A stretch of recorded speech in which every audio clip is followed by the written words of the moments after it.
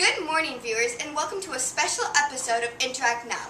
Today we will be meeting with a family of hunters and gatherers. Now, please give a warm welcome to the family between two rivers, the hunters and gatherers.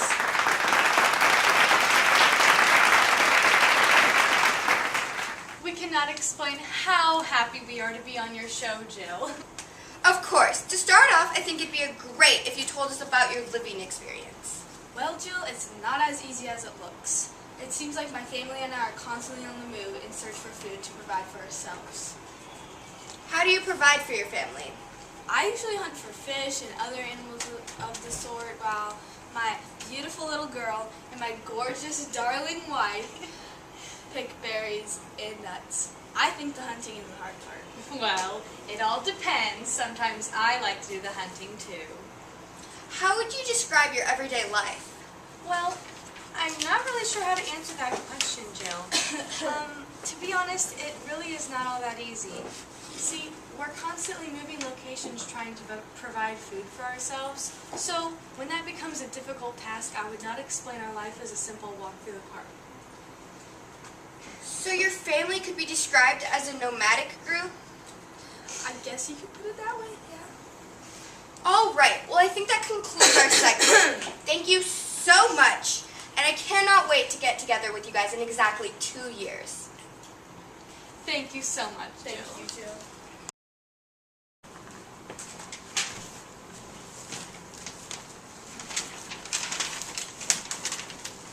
Thank you so much for having us back on your show, Jill. We cannot wait to share with you everything we've accomplished these past 2 years. Life has improved. Things are looking up. Our little girl is all grown up. We are just so thankful. I don't even know where to begin. Wow, I'm so pleased. First off, what exactly has changed in your life since we last interviewed you 2 years ago? Well, the main reason for this change was the agricultural revolution.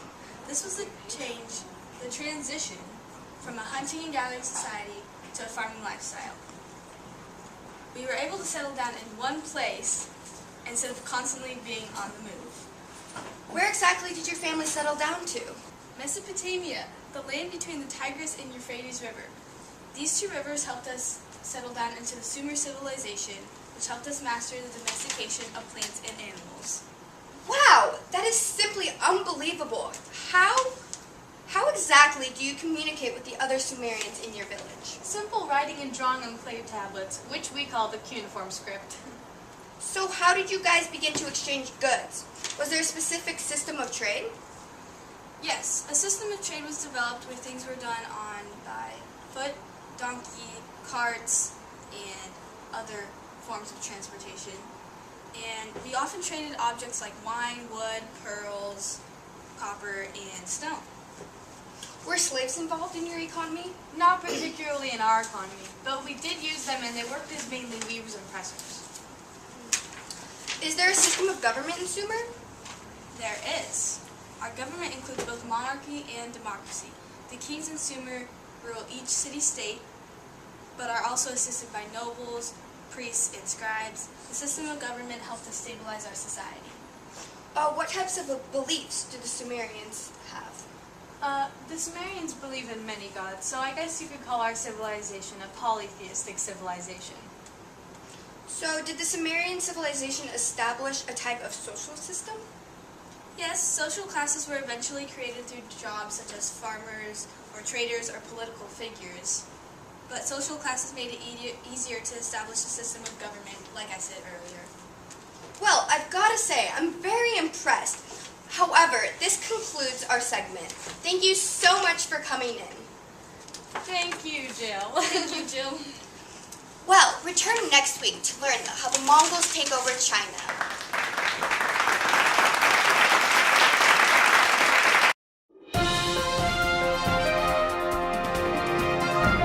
ESPN Sports Center, where we got the sports, reports, and all the juiciness that goes with it. I'm John Anderson. And I'm Card Champion. Tonight on ESPN Sports Center, we will be featuring ex-coach and fighter Ashoka with his most memorable fights as people all over the world celebrate his birthday. While we're on that topic, we'll also be looking at fighter Octavian, also known for his stage name Augustus. We will also talk about ex-fighter Chandragupta, about new fighter Alexander, wait for it, the Great. Well, John, that was the studio calling. Team Red, aka the Spartans, and Team Blue, aka the Athenians, have begun their war. What's that? It seems like they're all calling this the Peloponnesian War. Personally, I have my money on Team Blue. Athens have vigorously been studying their books. No, Kari. I visited Greece a couple weeks ago, and the Spartans were hard at work fighting lions. My money is definitely on Team Red. Yeah. Well, John, it seems that's Elle Duncan. She is live at the location of the war. You there, Elle? I sure am, John. I'm currently in Greece, where Team Red has started to get into formation, but there is still no sign of Team Blue. Do you think they backed out? No way, John. They wouldn't back down from a fight. It looks like Team Blue has just arrived. Okay, yep. That was Elle. Her and her camera crew are safe. Unfortunately, all connections have been lost. They're working on getting the connection back as soon as possible. It was crazy to think that Athens and Sparta had joined forces in Greece to defeat the Persians for the Greco-Persian War, and now they're fighting against each other. I do believe what sparked tension was the fact that Athens was growing more powerful, making Spartans mad. Well, we're going to have to check back on Elle and the war later, but in the meantime, let's go back to celebrating ex-coach and fighter Ashoka's birthday.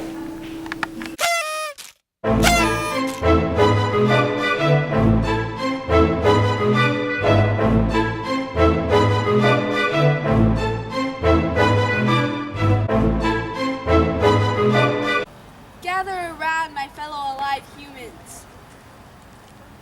I have decided to convert to Buddhism. As you can see, this is my 86 rock edict. It has all of my reforms on it. Wow, he was such a great coach to the Mauryan Empire. Classical India was lucky to have him.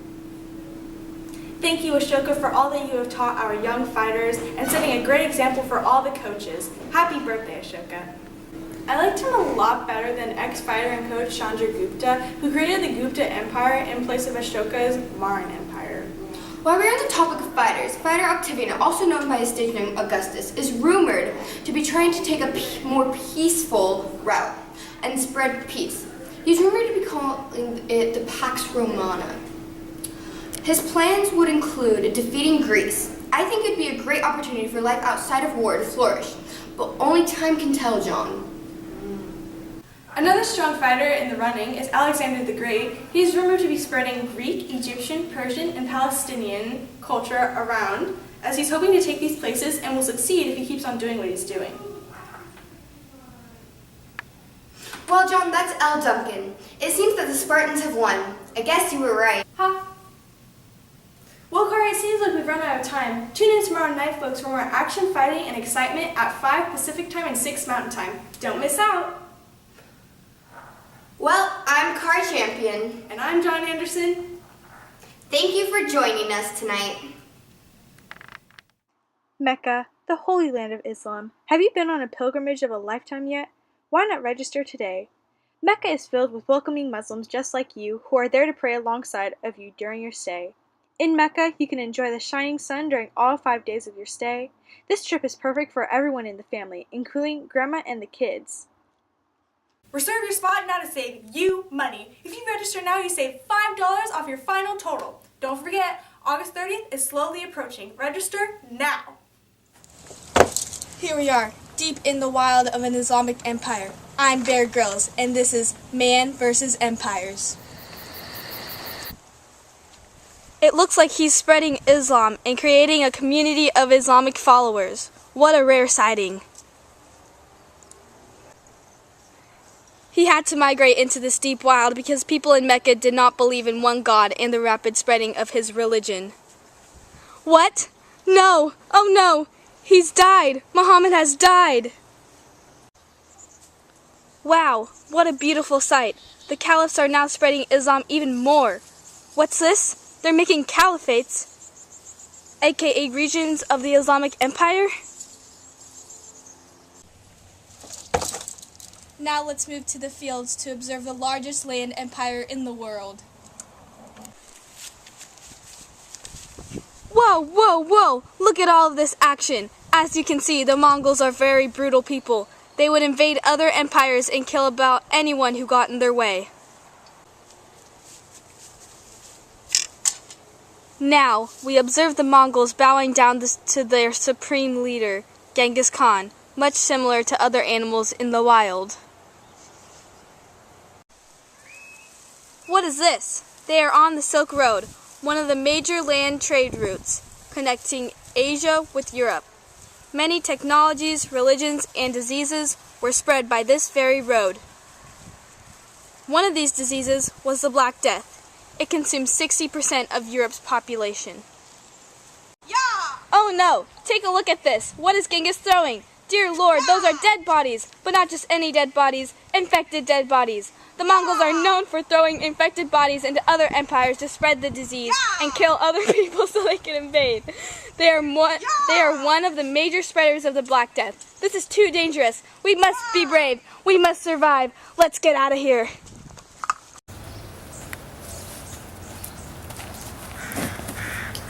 Here we are, deep in the heart of China.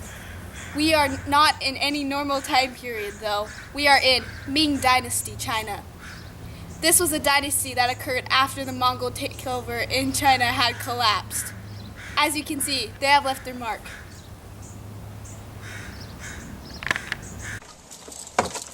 Now, let's move to the ocean to explore the Chinese and see what their empire is doing.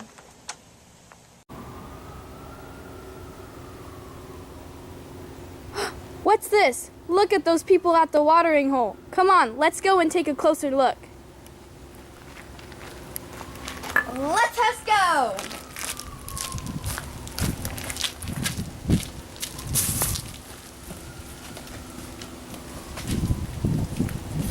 Let's go! Let us go! Discover new places! Wow, what a rare sighting. The one and only Zheng He is about to embark on one of his maritime voyages across the Indian Ocean. It seems like mass expeditions of trade took place during this time period. Now, Zheng He isn't just any explorer. He has led 7 maritime voyages which sparked the opening of trade routes on the ocean.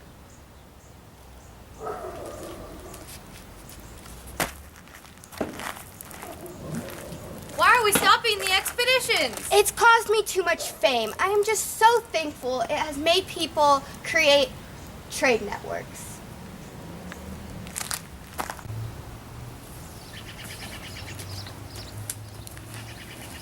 And that concludes our adventure into the deep Asian wild. I'm Bear Grylls, and this is Man vs. Empires.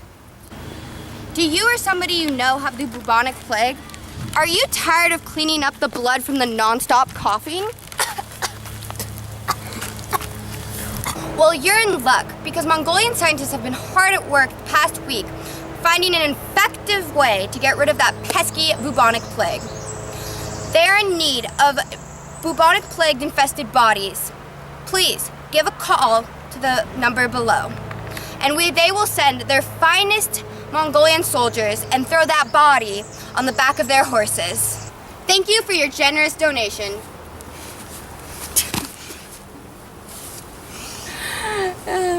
Last time on Fixer Upper.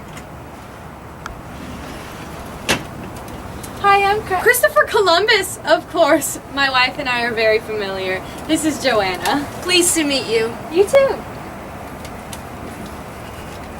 We've heard so much about you.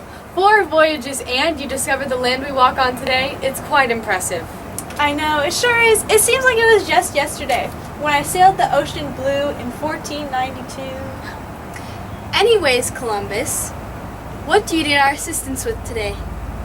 Well, I was looking for just some help around my kitchen and maybe some materials to go in it. When you go on so many voyages, it really takes the attention off of your house. Of course. Well, we can offer you some help. Of course, that's our job. What can I do for you?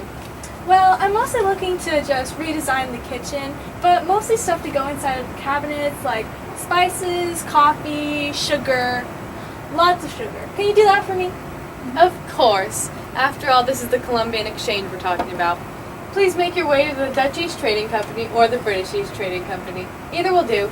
Okay, thank you.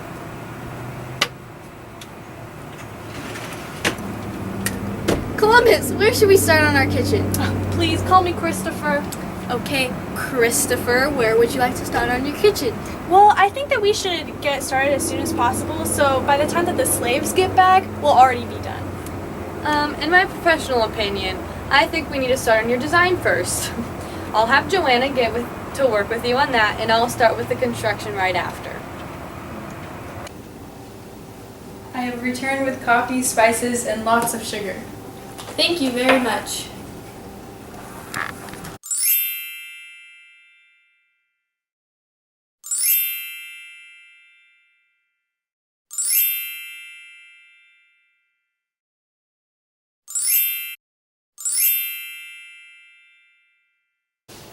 Wow, thank you so much, Chip and Joanna, for the new kitchen. It's all thanks to your voyages and the beginning of the triangular trade route.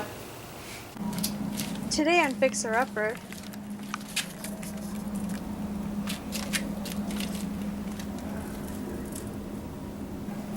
Chip, Joanna, I need your help. Joanna, what have we got to do today? Not much. I just gotta finish filing this paperwork, and then maybe...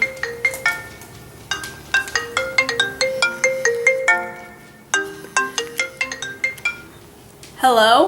Hi, is this Joanna Gaines? Yes, it is.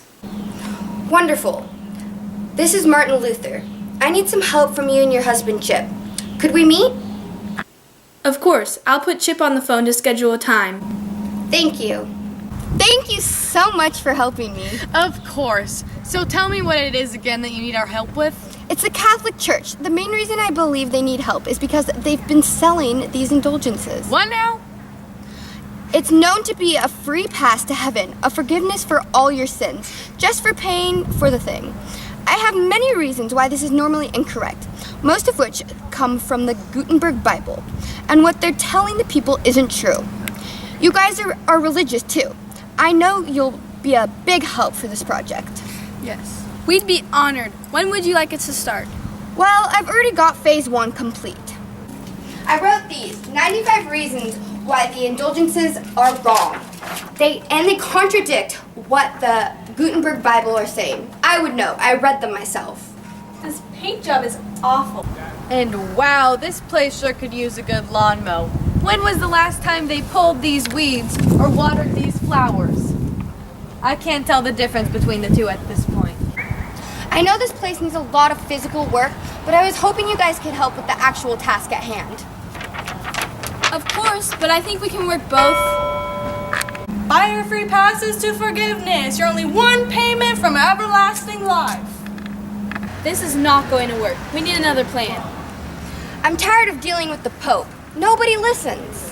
Why don't you just start your own church? We can help you build and design it like you talked about already. And plus, everyone's already questioning the Catholic Church's authority after all this conflict you've caused. Would you really do that for me? Of course. the Protestant church. Look at the people coming in. I think the church is increasing in followers because the Bible is printed in Latin now. Everyone can see how the Catholic Church was lying by selling indulgences. But now everyone will question the authority of this church. Everything they've learned in the Bible has been a lie. Well, I guess only time will tell. Good morning, everyone. Shannon here, from your local news station, here to give you the Daily Scoop. And I'm Alan, here to help. So recently in Britain, there has been some arousal around the city. The people have said it's called the Industrial Revolution. Yeah, I've heard it's really cool. Really increasing the economy down there. Sounds good for those Britons.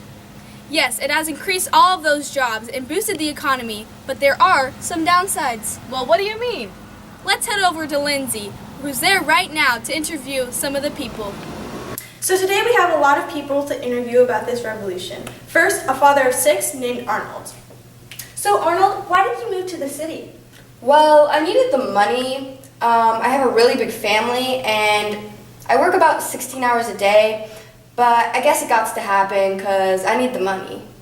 God bless you, sir. So next we have a mother and son, Samantha and Johnny. Why did you guys move out to the city? Well, I'm a single mother and I just want money for me and my son, and I want him to have a better life. So how's it going so far? Well, it's better than before, but it's gotten to the point where Johnny has to start working too. We get up at the crack of dawn, we work with only one break, and we get home at 11 p.m. It really sucks. Johnny, how do you feel about this? I'm really tired all the time, and I can hardly breathe with my asthma. Well, I think that concludes our segment here. Back to you, Shannon. As you can see, people come to the city for money, but they get a little bit more than what they ask for. Yes, I can see that, Shannon. There have been some sources, however, that are called unions, which can help sustain the rights for these families. Yes, I've heard. Very small groups just wanting to fulfill these basic human rights. All right, guys, stay tuned to your local news for your next update about the world. Good morning, everyone. Shannon here, coming to you from your local news station, here to give you the scoop. And I'm Alan, here to help. France has been under heavy recent trouble in the recent revolution, the French Revolution. The middle class wanted more rights, they were starving, they didn't have any money. Their lives were just terrible. King Louis was viewed as king that didn't do anything to help his people, and that, truly, he never cared. The people of France started to kill all of the high-ranking individuals, including the king. We have unaltered footage from the scene, but don't watch the next clip if there are small children around.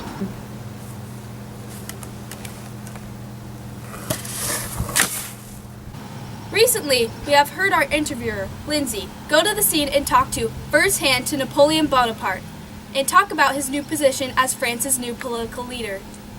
So today we're here with the newest leader of France, Napoleon. So Napoleon, why did you choose to step up for a position so large?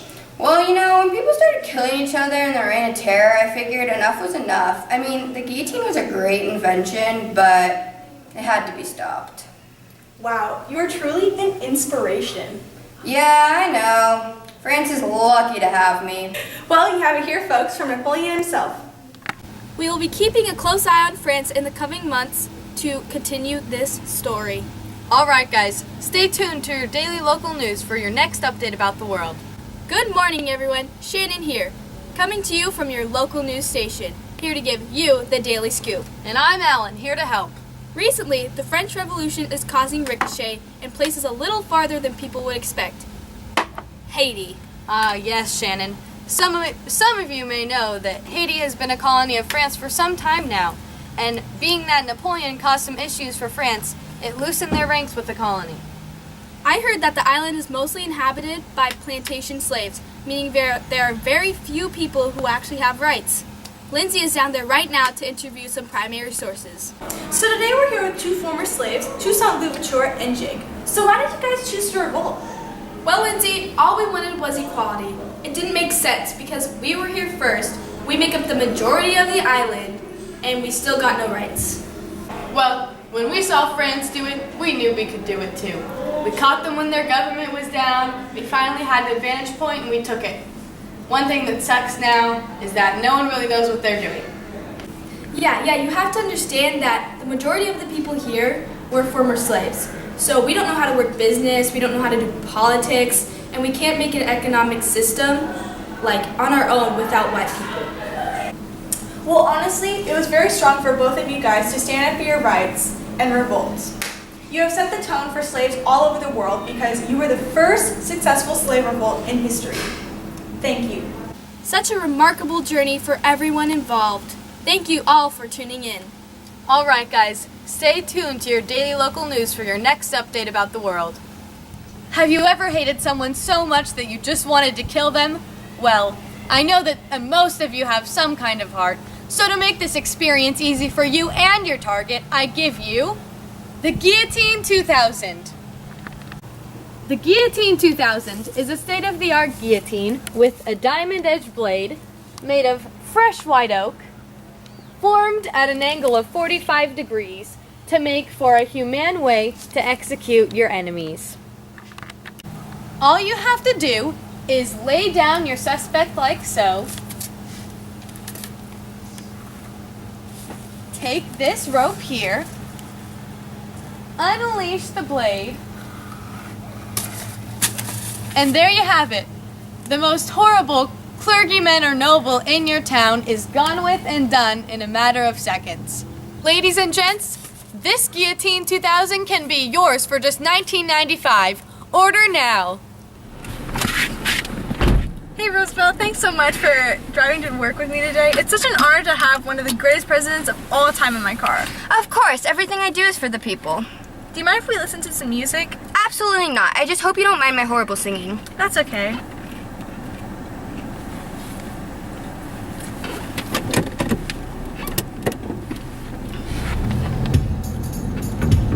Now this is a story all about how the Great Depression came about. After World War I in the US, the stock market crashed and we were left in debt.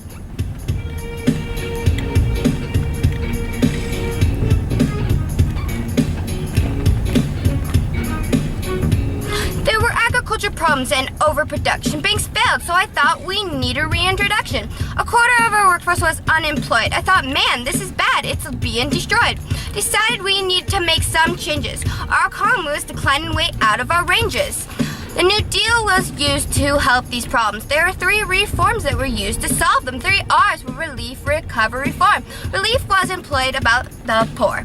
Recovery and economy was so sore. Reform so the depression would happen no more.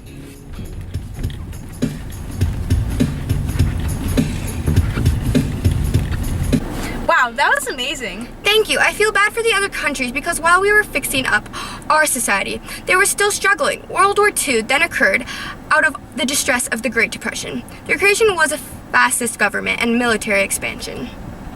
Wow. So next we have Hitler, the leader of a fascist government. Let's see what he has to say.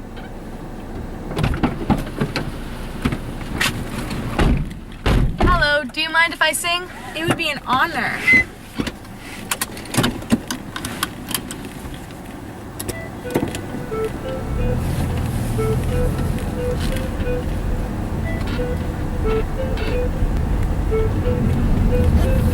I know you've heard about me. In those textbooks you see, I was the leader of the Nazi party in Germany. I would dictate and then hate all the Jews. They were like communist devils. I had to choose. They were taking all our money while we were doing bad. They seemed to do well, and that made me really mad. Here in Europe, there was a tradition. It was an idea about anti-Semitism. Back to the writings of Martin Luther, we hated the Jews. That's a truther. They were deformed, a problem to society. I put them in gas chambers, that's my notoriety. I dictate, I sent the Jews to concentrate. They go to their camps where we decide their fate. Millions of innocent civilians were killed from the hunger, the labor, the gas. Once in a while they were killed by disease. The rest were knocked off by the Nazis. This event that was mass genocide was called the Holocaust, where a lot of people died.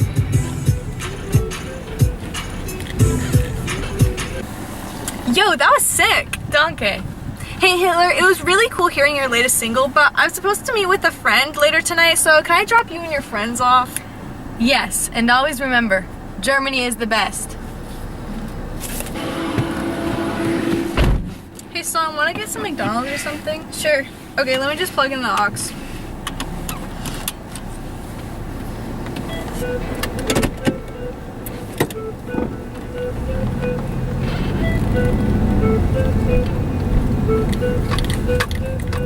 In the Soviet Union, my power was brewing. Right after the death of their leader, Lenin, I became the leader. I was the best. I was like a mind reader. Better than the rest, I would collect advice farming, and then I'd execute any potential enemies. Yeah, I say that wasn't cute. When people didn't do just as I asked, I would purge and kill, especially all the kulaks. And in 1933, I signed a non-aggression pact with the one and only Hitler, so our countries were intact. The pact stated that for the next 10 years, we wouldn't fight at all, but then that shifted gears. He turned on me and broke our trust. With this military invasion, I had to adjust.